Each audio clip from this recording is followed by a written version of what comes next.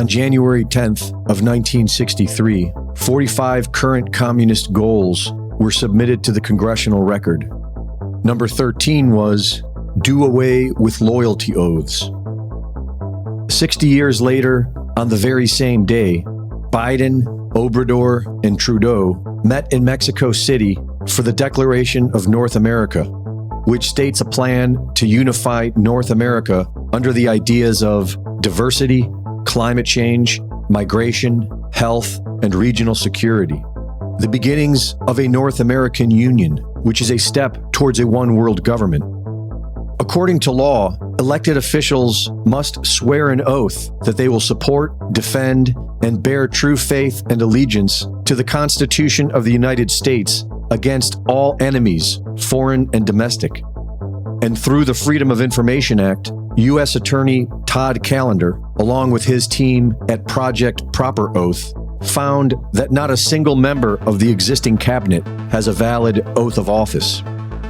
U.S. Secretary of the Treasury Janet Yellen has no oath of office.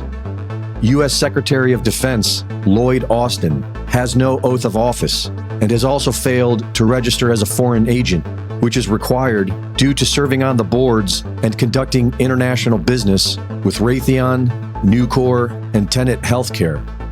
U.S. Attorney General Merrick Garland has no oath of office. U.S. Secretary of State Anthony Blinken has no oath of office. U.S. Secretary of Homeland Security Alejandro Mayorkas has no oath of office. U.S. Secretary of Transportation Pete Buttigieg has no oath of office. U.S. Secretary of Health and Human Services Xavier Becerra, responsible for declaring a national emergency during COVID, has no oath of office.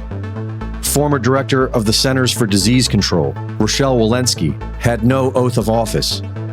U.S. Special Counsel Jack Smith, responsible for investigating the January 6th U.S. Capitol attack, has no oath of office.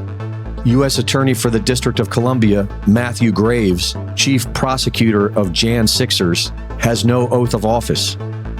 Vice President of the United States, Kamala Harris, has no oath of office.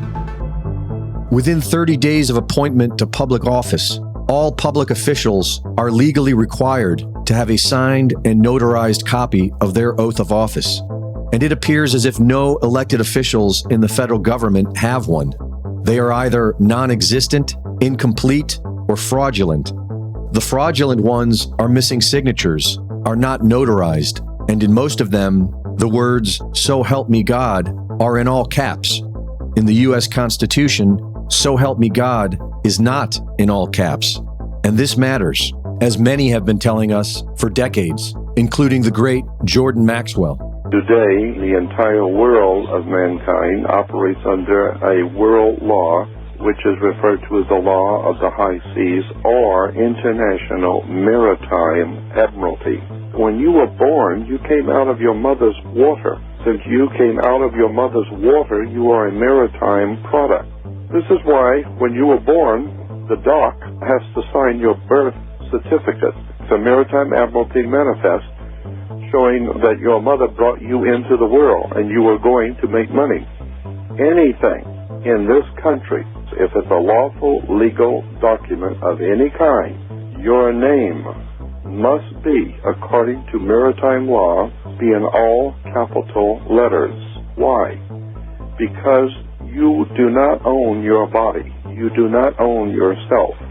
All capital letters name implies that you are a maritime admiralty product. You are not a human. You're not a living entity. You're a product.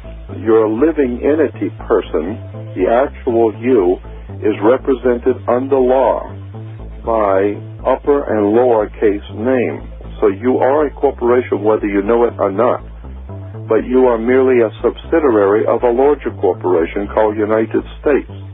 This is the way the law works. Reporting for InfoWars, this is Greg Reese.